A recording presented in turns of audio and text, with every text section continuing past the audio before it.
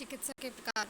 यद्यपि सभी मनोचिकित्सकों का उद्देश्य मानव कष्टों का निराकरण तथा प्रभावी व्यवहार को बढ़ावा देना होता है, तथापि वे संप्रदायों, विधियों और तकनीक में एक दूसरे से बहुत भिन्न होते हैं। मनोचिकित्सा को तीन व्यापक समूहों में वर्गीकृत किया जा सकता है, जैसे मनोगतिक, व्यवहार तथा अस्तित्वपरक मनोचिकित्साएं। कालानुक्रम रूप से मनोगतिक चिकित्सा का आविर्भाव पहले हुआ, तत्पश्चात वह व्यवहार चिकित्सा, जबकि अस्तित्वपरक चिकित्साओं, जिन्हें तीसरी शक्ति भी कहा जाता है, का आविर्भाव सबसे अंत में हुआ। मनोचिकित्सा का यह वर्गीकरण निम्न प्राचलो पैरामीटर पर आधारित है। क्या कारण है कि जिसने समस्या को उत्पन्न किया? मनोगतिक चिकित्सा के अनुसार मनोद्वंद अर्थात व्यक्ति के मानस में विद्यमान द्वंद्व मनोवैज्ञानिक समस्याओं का स्रोत होते हैं। व्यवहार चिकित्सा के अनुसार मनोवैज्ञानिक समस्याएं व्यवहार एवं संज्ञान के दोषपूर्ण अधिगम के कारण उत्पन्न होती है। अस्तित्वपरक चिकित्सा की अवधारणा है कि अपने जीवन और अस्तित्व के अर्थ से संबंधित प्रश्न मनोवैज्ञानिक समस्याओं का कारण होते हैं। कारण का प्रादुर्भाव कैसे हुआ? मनोगतिक चिकित्सा में बाल्यावस्था की अतृप्त इच्छाएं तथा बाल्यावस्था के अनसुलझे भय अंतः मनोद्वंद को उत्पन्न करते हैं। व्यवहार चिकित्सा की अवधारणा है कि दोषपूर्ण अनुबंधन, प्रतिरूप, दोषपूर्ण अधिगम तथा दोषपूर्ण चिंतन एवं विश्वास दुरनुकूलक व्यवहारों को उत्पन्न करते हैं, जो बाद में मनोवैज्ञानिक समस्याओं का कारण बनते हैं। अस्तित्वपरक चिकित्सा वर्तमान को महत्व देती है। यह व्यक्ति के अकेलेपन, विसंबंधन, अपने अस्तित्व की यथार्थता, व्यर्थता के बोध इत्यादि से जुड़ी भावनाएं हैं, जो मनोवैज्ञानिक समस्याओं का कारण है। उपचार की मुख्य विधि क्या है? मनोगतिक चिकित्सा मुक्त साक्षर विधि और स्वप्न को बताने की विधि का उपयोग सेवार्थी की भावना और विचारों को प्राप्त करने के लिए करती है। इस सामग्री को व्याख्या सेवार्थी के समक्ष की जाती है, ताकि इसकी मदद से वह अपने द्वंद्वों का सामना और समाधान, अपनी समस्याओं पर विजय पा सके। व्यवहार चिकित्सा दोषपूर्ण अनुबंधन, प्रतिरूप की पहचान कर वैकल्पिक व्यवहारात्मक प्रासंगिकता, बिहेवियरल कॉन्टिजेंसीज नियत करती है, जिससे व्यवहार में सुधार हो सके। इस प्रकार की चिकित्सा में प्रयुक्त संज्ञानात्मक विधियां सेवार्थी की दोषपूर्ण चिंतन, प्रतिरूप को चुनौती देकर उसे अपने मनोवैज्ञानिक कष्टों पर विजय पाने में मदद करती है। अस्तित्वपरक चिकित्सा एक चिकित्सात्मक पर्यावरण प्रदान करती है, जो सकारात्मक, स्वीकारात्मक और अनिर्णयात्मक होता है। सेवार्थी अपनी समस्याओं के बारे में बात कर सकता है तथा चिकित्सक एक सुकरकर्ता की तरह कार्य करता है। सेवार्थी व्यक्तिगत समृद्धि की प्रक्रिया के माध्यम से समाधान तक पहुंचता है। सेवार्थी और चिकित्सक के बीच चिकित्सात्मक संबंध की प्रकृति की अवधि है। मनोगतिक चिकित्सा का मानना है कि चिकित्सक सेवार्थी की अपेक्षा उसके अंतः मनोद्वंद को ज़्यादा अच्छी तरह समझता है, इसलिए वह चिकित्सक सेवार्थी के विचारों और भावनाओं की व्याख्या उसके लिए करता है, जिससे वह सेवार्थी उनको समझ सके। व्यवहार चिकित्सा का मानना है कि चिकित्सक सेवार्थी के दोषपूर्ण व्यवहार और विचारों के प्रतिरूपों को पहचानने में समर्थ होता है। इसके आगे व्यवहार चिकित्सा का यह भी मानना है कि चिकित्सक उचित व्यवहार और विचारों के प्रतिरूपों को जानने में समर्थ होता है, जो सेवार्थी के लिए अनुकूल होगा। मनोगतिक और व्यवहार चिकित्सा दोनों का मानना है कि चिकित्सक सेवार्थी की समस्याओं के समाधान तक पहुंचने में समर्थ होता है। इन चिकित्साओं के विपरीत अस्तित्वपरक चिकित्सा इस बात पर बल देती है कि चिकित्सक केवल एक गर्मजोशी भरा और तदनुभूतिक संबंध प्रदान करते हैं, जिसमें सेवार्थी अपनी समस्याओं के प्रति प्रकृति और कारण स्वयं अन्वेषण करने में सुरक्षित महसूस करता है। सेवार्थी को मुख्य लाभ क्या है? मनोगतिक चिकित्सा संवेगात्मक अंतर्दृष्टि को महत्वपूर्ण लाभ मानती है, जो सेवार्थी उपचार के द्वारा प्राप्त करता है। संवेगात्मक अंतर्दृष्टि तब उपस्थित मानी जाती है जब सेवार्थी अपने द्वंद्वों को बौद्धिक रूप से समझता है, द्वंद्वों को संवेगात्मक रूप से स्वीकार करने में समर्थ होता है और द्वंद्वों की ओर अपने संवेगों को परिवर्तित करने में समर्थ होता है।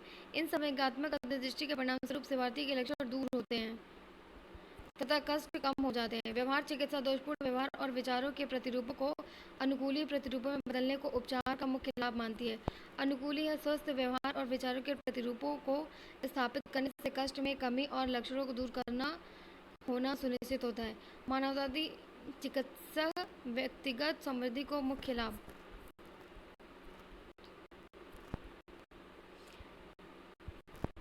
मानती है। व्यक्तिगत समृद्धि अपने बारे में और अपनी आकांक्षाओं, संवेगों और अभिप्रेरकों के बारे में बढ़ाती है। समझ प्राप्त करने की प्रक्रिया। सेवार्थी की समस्या निरूपण में अंतर्निहित चरण क्या क्या होता है? समस्या की समझ, मनोचिकित्सा में उपचार हेतु लक्ष्य की पहचान, फिर उपचार के लिए तकनीक का वर्णन या चुनाव करना। उपचार की अवधि क्या है? क्लासिकी मनोविश्लेषण की अवधि कई वर्षों तक की हो सकती है। हालांकि मनोगतिक चिकित्सा के कई आधुनिक रूपांतर 10-15 सत्रों में पूरे हो जाते हैं। व्यवहार और संज्ञानात्मक व्यवहार चिकित्सा तथा अस्तित्वपरक चिकित्सा संक्षिप्त होते हैं तथा कुछ महीनों में ही पूरी हो जाती है। इस प्रकार विभिन्न प्रकार की मनोचिकित्सा बहुविध प्राचलों पर भिन्न होती है, तथापि वे सभी मनोवैज्ञानिक कष्टों को उपचार मनोवैज्ञानिक उपायों से प्रदान करने की समान विधि अपनाती है।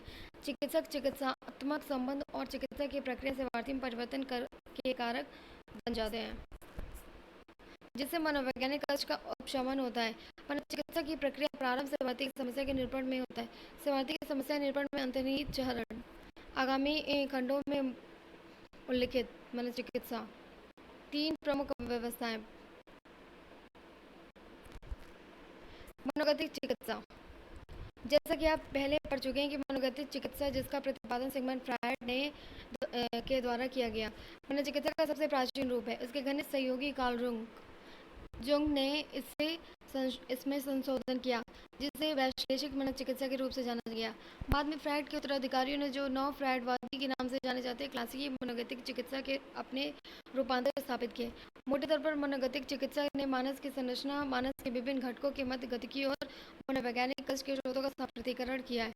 आप इन संप्रदायों को आत्म एवं व्यक्तित्व तथा मनोवैज्ञानिक विकार के अध्याय में पहले पढ़ चुके हैं।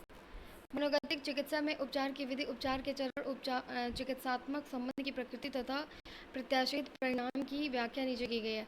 अंत मनोद्वंद के स्वरूप को बाहर निकालने की विधियाँ, चूँकि मनोगतिक गति को पागम, अंत मनोद्वंद को वैज्ञानिक मनोविकारों का मुख्य कारण समझता है तथा उपचार में पहला चरण इसी अंतर्द्वंद मनोद्वंद को बाहर निकालना है।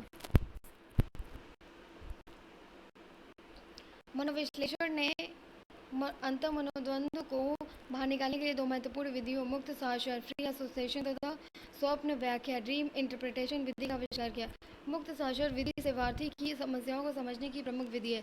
जब एक बार चिकित्सात्मक संबंध स्थापित हो जाता है तब सेवार्थी आरामदेह महसूस करने लगता है। तब चिकित्सक उसे कहता है कि वह दृढ़ पटल कौश पर लेट जाए, अपनी आंखों को बंद कर ले और मन में जो कुछ भी आए उसे बिना किसी अवरोधन या काट-छाँट के बताने को कहता है। सेवार्थी को एक विचार को दूसरे विचार से मुक्त रूप से संबंध करने के लिए प्रोत्साहित किया जाता है और इस अवधि को मुक्त साक्षर विधि कहते हैं।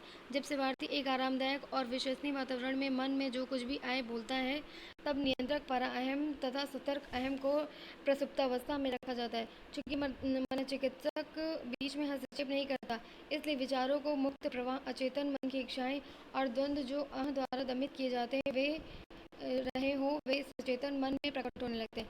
सेवार्थी का यह मुक्त बिना काट-छाँट वाला शाब्दिक वृत्तांत सेवार्थी के अचेतन मन को की एक खिड़की है, जिसमें अभिगमन का चिकित्सक को अवसर मिलता है। इस तकनीक के साथ सेवार्थी को निद्रा में से जागने पर अपने स्वप्नों को लिख लेने को कहा जाता है। मनोविश्लेषक इन स्वप्नों को अचेतन मन में उपस्थित अतृप्त इच्छाओं के प्रतीक के रूप में देखता है। स्वप्न की प्रतिमाएं प्रतीक हैं जो अंत मानसिक शक्तियों का संकेत होती हैं। स्वप्न प्रतीकों का उपयोग करते हैं क्योंकि वे अप्रत्यक्ष रूप से अभिव्यक्त होते हैं, इसलिए अह को सतर्क नहीं करते। यदि अतृप्त इच्छाएं प्रत्यक्ष रूप से अभिव्यक्त की जाए तो सदैव सतर्क अहम उन्हें दमित कर देगा, जो पुनः दुश्चिंता का कारण बनेगा। इन प्रतीकों की व्याख्या अनुवाद की एक स्वीकृति परंपरा के अनुसार की जाती है, जो अतिरिक्त इच्छाओं तथा द्वंद्वों के संकेतक होते हैं। उपचार की प्रकारता, अंत्यारोपण, ट्रांसफरेंस तथा व्याख्या या निर्वचन इंटरप्रिटेशन। रोगी का उपचार करने के उपाय, जैसे ही अचेतन शक्तियाँ उपरोक्त मुक्त साक्षर एवं स्वप्न व्याख्या विधियों द्वारा सचेतन जगत में लाई जाती हैं। सेवार्थी चिकित्सक की अपनी अति समानता बाल्यावस्था की आप्त व्यक्तियों के रूप में पहचान करने लगता है। चिकित्सक को एक दंड देने वाले पिता या उपेक्षा करने वाली माँ के रूप में देखा जा सकता है। चिकित्सक एक अनिर्णयात्मक तथापि अनुज्ञापक अभिव्यक्ति बनाए रखता है और सेवार्थी को सामूहिक पहचान स्थापित करने की इस प्रक्रिया को जारी रखने की अनुमति देता है। यही अन्योरोपण की प्रक्रिया है। चिकित्सक इस प्रक्रिया को प्रोत्साहन देता है क्योंकि इससे उसे सेवार्थी के अचेतन द्वंद्वों को समझने में मदद मिलती है। सेवार्थी अपनी कुंठा, क्रोध, भय और अवसाद जो उसने अपने अतीत में उस व्यक्ति के प्रति मन में रखे थे लेकिन उस समय उसकी अभिव्यक्ति नहीं कर पाया था, को चिकित्सक के प्रति व्यक्त करने लगता है। चिकित्सक वर्तमान इस व्यक्ति का स्थानापन्न बन जाता है। इस अवस्था को अन्यरोपण तंत्रिका ट्रांसफरेंस न्यूरोसिस कहते हैं। एक पूर्ण विकसित अन्यरोपण तंत्रिका ताप चिकित्सक को सेवार्थी के द्वारा सहे जा रहे अंत मनोद्वंद के स्वरूप के प्रति अभिज्ञ बनाता है। सकारात्मक अन्यरोपण पॉजिटिव ट्रांसफरेंस में सेवार्थी चिकित्सक की पूजा करने लगता है, इससे उसे प्रेम करने लगता है और चिकित्सक का अनुमोदन चाहता है। नकारात्मक अन्यारोपण नेगेटिव ट्रांसफरेंस तब प्रदर्शित होता है जब सेवार्थी में चिकित्सक के प्रति शत्रुता, क्रोध और अमर्ष या अप्रसन्नता की भावना होती है। अन्यारोपण की प्रक्रिया में गतिरोध रेजिस्टेंस भी होता है। चूंकि अन्यारोपण की प्रक्रिया अचेतन इच्छाओं और द्वंद्वों को अनावृत करती है, जिससे कष्ट का स्तर बढ़ जाता है, इसलिए सेवार्थी अन्यारोपण का प्रतिरोध करता है। इस प्रतिरोध के कारण अपने आप को अचेतन मन की कष्टकर स्मृतियों के पुनः स्मरण से बचाने के लिए सेवार्थी चिकित्सा की प्रगति का विरोध करता है। प्रतिरोध सचेतन अचेतन दोनों हो सकता है। सचेतन प्रतिरोध तब होता है जब सेवार्थी जानबूझकर किसी सूचना को छुपाता है। अचेतन प्रतिरोध तब उपस्थित होता है जब सेवार्थी चिकित्सा सत्र के दौरान मुख्य या चुप हो जाता है, तुच्छ बातों का पुनः स्मरण करता है किंतु संवेगात्मक बातों का नहीं। नियोजित भेंट में अनुपस्थित होता है तथा चिकित्सा सत्र के लिए देर से आता है। चिकित्सक बार बार इस सेवार्थी के सामने रखकर तथा दुश्चिंता, भय, शर्म जैसे संवेगों को उभार कर जो इस प्रतिरोध के कारण इस प्रतिरोध पर विजय प्राप्त करता है। निर्वचन मूल युक्ति है जिससे परिवर्तन को प्रभावित किया जाता है। प्रतिरोध एवं स्पष्टीकरण क्लैरिफिकेशन निर्वाचन की दो विश्लेषणात्मक तकनीक है। प्रतिरोध में चिकित्सा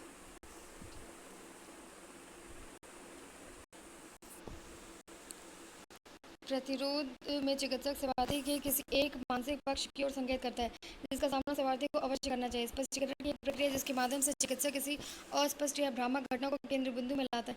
यह घटना के महत्वपूर्ण विस्तृत वर्णन को महत्वहीन वर्णन से अलग करके तथा विशिष्टता प्रदान करके किया जाता है। निर्वचन एक अधिक सूक्ष्म प्रक्रिया है, मनोविश्लेषण का शिखर माना जाता है। चिकित्सक मुक्त साझा स्वप्न व्याख्या अन्यारोपण और तथा प्रतिरोध की प्रक्रिया में अभिव्यक्त अचेतन सामग्री का उपयोग सेवार्थी को अनुभवी बनाने के लिए करता है कि किन मानसिक अंतःवस्तुओं एवं द्वंद्वों ने कुछ घटनाओं, लक्षणों तथा द्वंद्वों को उत्पन्न किया। निर्वचन बाल्यावस्था में भोगे हुए वंचन या अंतः मनोद्वंद पर केंद्रित हो सकता है। प्रतिरोध स्पष्टीकरण तथा निर्वचन को प्रयुक्त करने का पुनरावृत्त प्रक्रिया को समाकलन कार्य वर्किंग थ्रू कहते हैं। समाकलन का कार्य रोगी को अपने आप को, अपनी समस्या के स्रोत को समझने में तथा बाहर आई सामग्री को अपने अहम में समाकलित करने में सहायता करता है। समाकलन कार्य का परिणाम है अंतर्दृष्टि इंसाइट।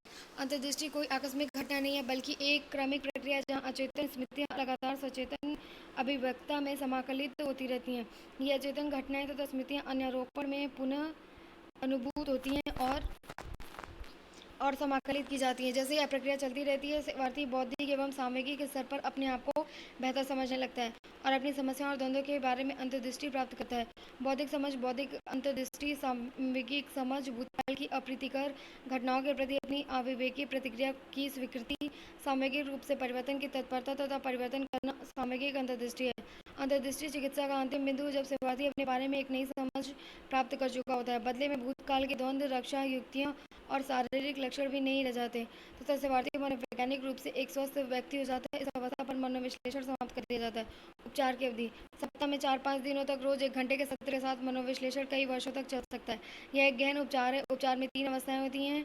पहली अवस्था में प्रारंभिक अवस्था, सेवार्थी नित्य कर्मों से परिचित हो जाता है, विश्लेषक से एक चिकित्सात्मक संबंध स्थापित करता है, अपनी चेतना से भूत और वर्तमान की कष्टप्रद घटनाओं के बारे में सतही सामग्रियों की संस्मृति प्रक्रिया से वह कुछ राहत महसूस करता है। दूसरी मध्य अवस्था एक लंबी प्रक्रिया है। इसकी विशेषता सेवार्थी की ओर से अन्यारोपण और प्रतिरोध तथा चिकित्सा के द्वारा प्रतिरोध एवं स्पष्टीकरण अर्थात समाकलन कार्य है। ये सारी प्रक्रिया अंतर्दृष्टि की ओर ले जाती है। तीसरी अवस्था समाप्ति की अवस्था है जिसमें विश्लेषक के साथ संबंध भंग हो जाता है और सेवार्थी चिकित्सा छोड़ने की तैयारी कर लेता है।